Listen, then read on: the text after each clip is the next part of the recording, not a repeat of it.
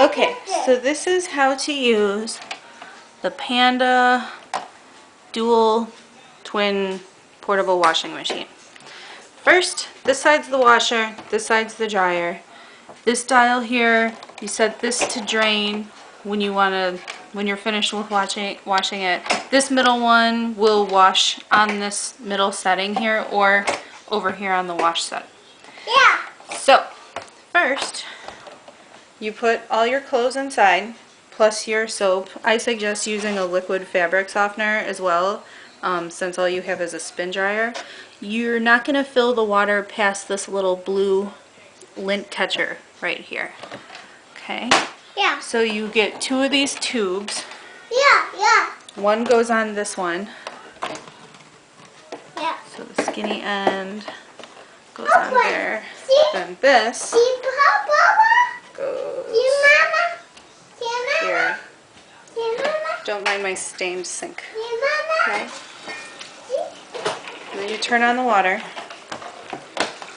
Ooh, water. Ooh, water. And it starts filling right there. The machine doesn't even have to be plugged in for you to fill it up with water.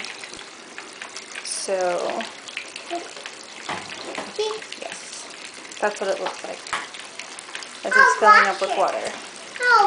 Okay, so now the machine is loaded with the water, okay? And it's attached over here, so you just unattach that, toss it over here. I plugged in the machine now. So now you just close the lid and set it anywhere from 3 minutes to 15 minutes, however long for washing. Depends on how soiled your laundry is. And you set this to wash. It'll work also if it's in the middle. So wash or in the middle, it makes no difference. And it'll agitate the wash from side to side.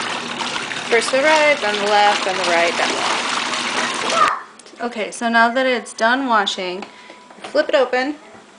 Well, you don't have to flip it open. You take this thing attached to the side, that's the drain. Put it on your sink. Yeah. Set this to drain.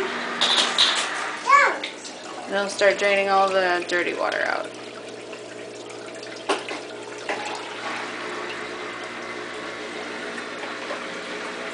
Like so.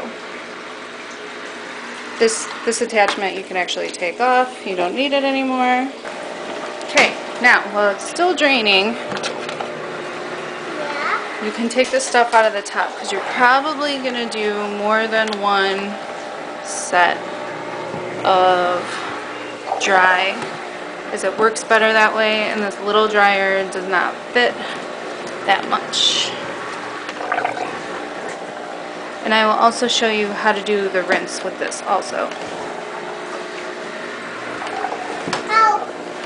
Okay, it's about good, it's full.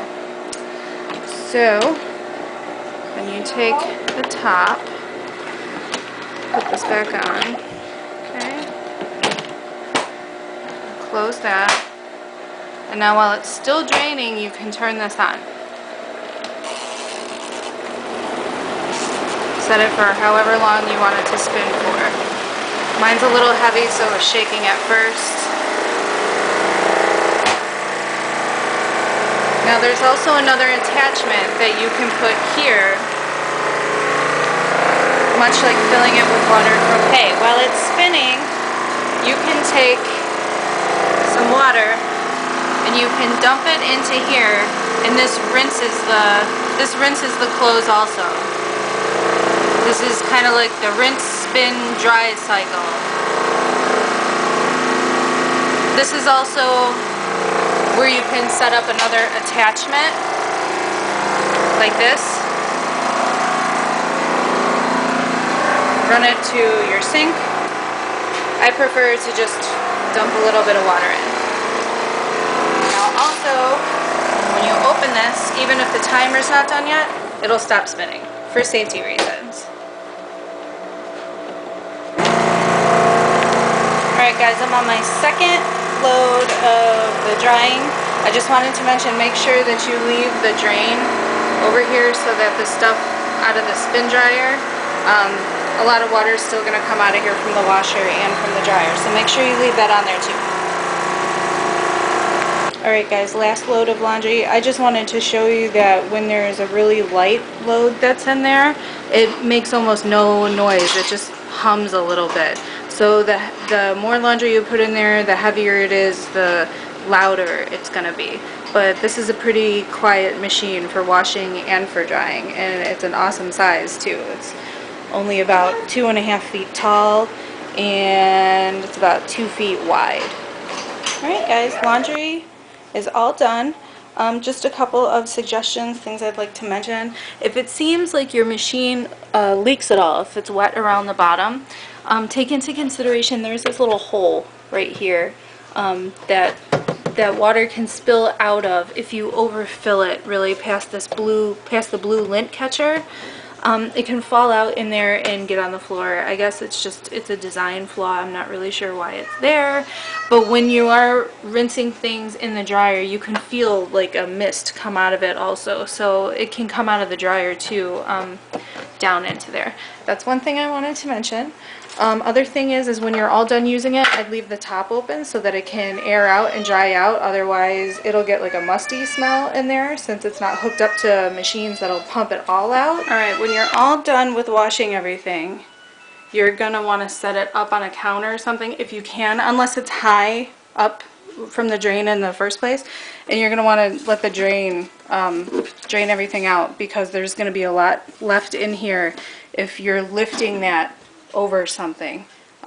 This doesn't weigh very much, so it's easy to lift. But if you're washing higher up and letting it drain down low anyways, you don't have to do this. But it's a good idea to, after you're done, to set it up high and just let that finish draining everything. Otherwise, you could wake up to a nasty surprise in the morning of all the water that was left in here all over your floor. And lastly, you are going to want to hang your stuff to dry it. The dryer does a pretty good job at getting things almost completely dry. I mean, this thing is almost entirely dry. It's just that, you know. It's a little bit better than a regular washer machine after the spin cycle. But you're going to want to hang it, probably aim a fan at it, and it'll take like 2 or 3 hours to do all this stuff, to dry everything and wash it and everything, between 2 and 3 hours depending on the feel of the material. But alright guys, I hope I've helped you with my video. And when you get the washing machine, you're going to want to run it a couple of times and wash it, because it has a very strong chemical smell to it from when they manufactured it. So I'd rinse it out a couple of times before using it. Alright, take care. Bye.